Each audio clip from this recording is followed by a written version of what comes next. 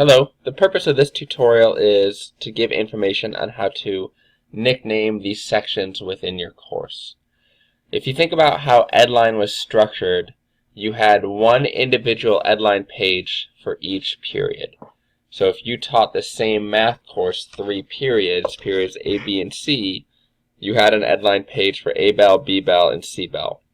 Now in Edline you could post something in multiple places, so if you put an assignment up or a file in one bell, you could tell it to go to the B and C bell as well. Canvas's hierarchy works a little bit different. In Canvas, if that same math course was in Algebra 1, you're going to see one Algebra 1 course. And then within that Algebra 1 course will be your 3 sections, or your bells.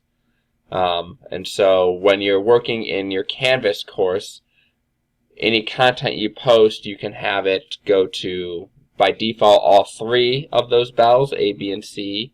Or you can say, hey, you know what, this information for Algebra 1 is only for A bell, or it's just for A and B bell, but not C bell.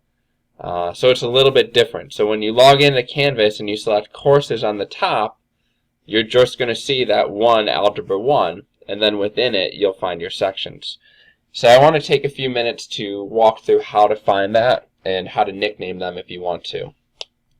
So if you log into a course that would have multiple sections, here I'm using Tony Nardini's Intro to Economics. So this is his home page. If you'll follow me, on the left-hand column at the very bottom is the Settings option. So click that Settings,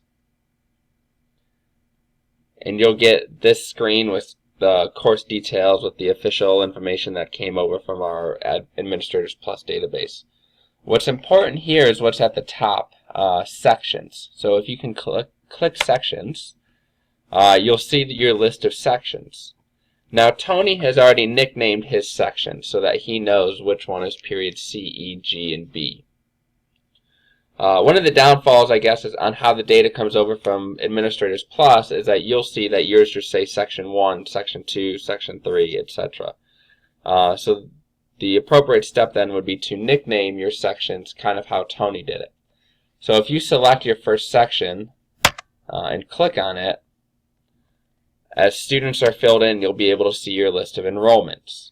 So you can look at this list of enrollments, decide, oh, this is period C, and nickname it. Please note, the number of active enrollments is always going to be +1 because that includes you.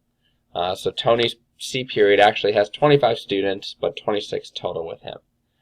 So to nickname it, you're going to hit Edit Section, and then you'll just right here in Section Name it what you want. I recommend naming it some sort of the course title and then the period. So Algebra 1C, Algebra 1-2, or Algebra 1D, I'm sorry. And then hit Update Section. So then you'll go through and do that each time for each section.